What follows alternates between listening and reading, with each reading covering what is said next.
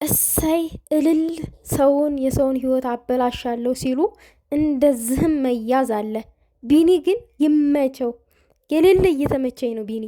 ሰላም ውዶቼ፣ ሰላማችሁ ይብዛልኝ በያላችሁበት። የምር ዛሬ በጣም ነው ደስ ያለኝ። እንደዛ አይነት ነገር አያስደስትም። በእርግጥ ግን ደግሞ ያስደስታል። ለእንደ እዩ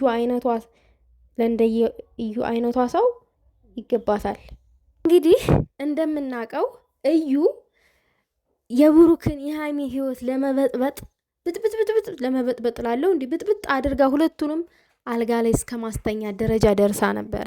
ሁላችንን የምናውቀው እውነታ ነው ይሄ ነገር። ግን ደግሞ እግዚአብሔር ይጥላችኋል።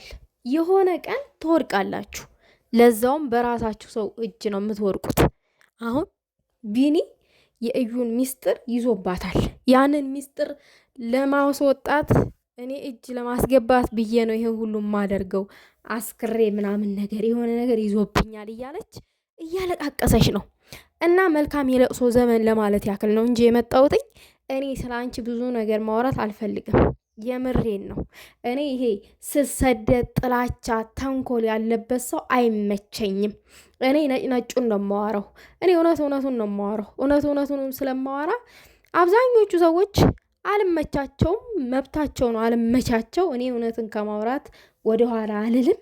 እዩ ግን የእጅሽን የስራሽን ያው ፈጣሪ የእጅሽን የሰጠሽ እውነት ቢኒ ይሄንን እንደዚህ የሷ የሆነ ነገር እጅ ውስጥ ካለ እኔ አንበሳ ነክ እመቤቴን የሌለ አንበሳ ነክ።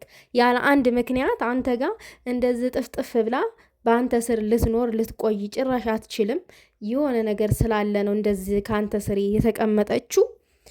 ዋጋሽ ነው፣ የምር ዋጋሽ ነው። ሁለት የተዋደደ ሰው ገና አንድ ቀን በአካል አገኘኝ ብለሽ ገና አንድ ቀን ብሩኬ በአካል አገኘኝ ብለሽ እነሱን ለመለያየት ምናምን ጉርጓ ስቆፍር ነበረ። ስለዚህ የእጅሽን ያገኝሽው። እንግዲህ እኔ ምንም አላዝንም ለእንደዛ አይነት ሰው፣ እመቤቴን ነው የምላችሁ አላዝንም። ግን ያው ቢኒ እየተጠራጠረ ነው። ምን አስበሽ ነው ምናምን እያለ ነው። ባልጠበቅኩት ሁኔታ ውስጥ ቢኒ ተጠንቀቅ። የምሬን ነው የምልክ። እጅህ ያለውን ፋይል እንዳታስወጣህ ተጠንቀቅ። በንቃት ጠብቃት። ይህንን ነው እኔ ማለት የምፈልገው።